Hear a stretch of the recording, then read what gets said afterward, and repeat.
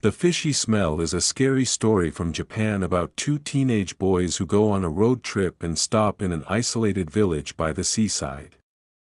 There, they encounter something that chills them to the bone. A few years ago, when I was still a student, I went on a road trip with a friend of mine. We had just finished our exams and were in search of a little excitement and adventure. My friend brought his pet dog along on the journey to keep us company. Because we didn't have much money, we couldn't afford to stay in hotels. Instead, we just stopped by the side of the road and slept in the car. One evening, as it was growing dark, we came across a small seaside village.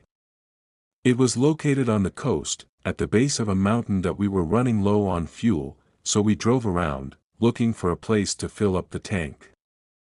Driving down the coastal road, we spotted the only gas station in the village, but it was already closed. It was a little house with gas pumps outside, so I walked up and rang the bell. There was a large basket hanging on the front door. It was filled with meat, vegetables, candy and other little trinkets.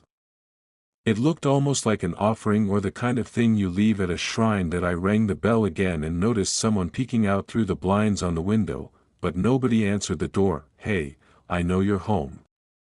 Open the door," I shouted. "There is no reply." "Our car is almost out of gas and we don't want to get stranded here," I said. The lights went on and I heard the locks being unfastened. The door opened just a crack and a figure peered out through it. "What do you want?"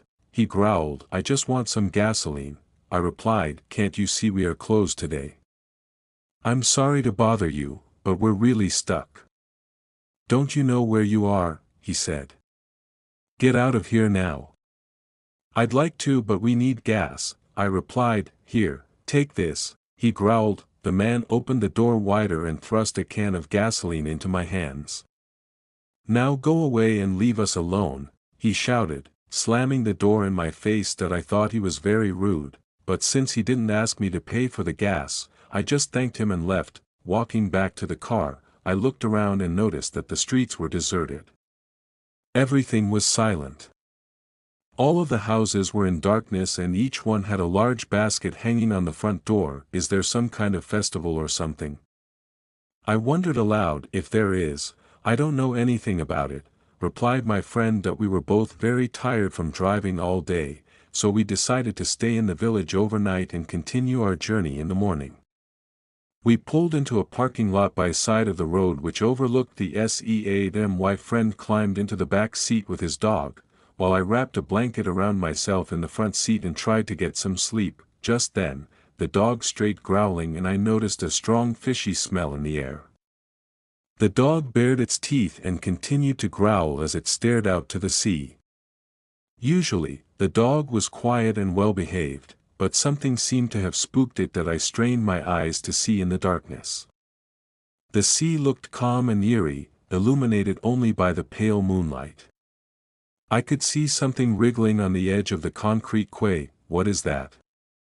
I hissed. "I don't know," my friend whispered hoarsely. At first, it just looked like a log floating on the water, but as we watched, the thing seemed to come crawling out from the sea. It slowly made its way up to the land, twisting and slithering like a snake, but there was no sound at all. The thing looked like a mass of black smoke, swirling around and shaping itself into the shape of an enormous man. I could hear a horrible ringing sound in my ears. The fishy smell had become so bad that it was sickening. The black figure crossed the road and reached the first house opposite the parking lot. The thing was almost as tall as the house itself and it was shaped like a deformed human with long, hanging arms and spindly legs. It peered through the windows as if it had a face. Then, it went over to the basket hanging on the front door and began devouring everything inside. I looked over at my friend and saw that he was sitting there in the back seat, shaking like a leaf. I was so scared that I couldn't move a muscle. My entire body was stiff and my heart was beating so fast I was afraid it would leap out of my chest. The disgusting stench of dead fish hung in the air like a thick fog.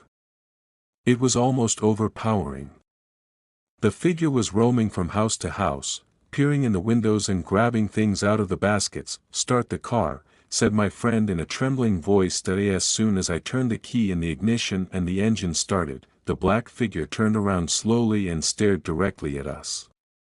Then, the thing started moving towards us.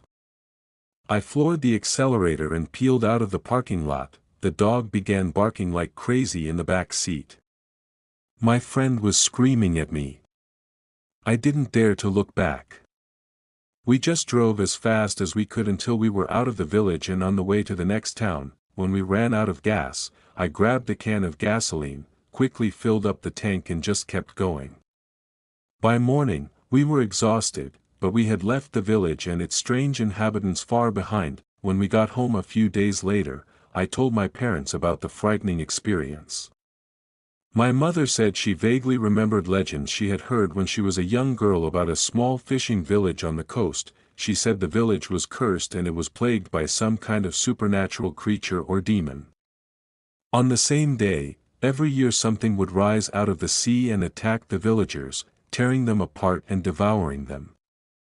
To protect themselves, they would lock their doors at night and leave offerings outside their homes to ward off the creature. Ever since then, I keep away from the sea. There's something about the smell of fish that strikes fear into my heart and makes me involuntarily tremble and shake like a leaf.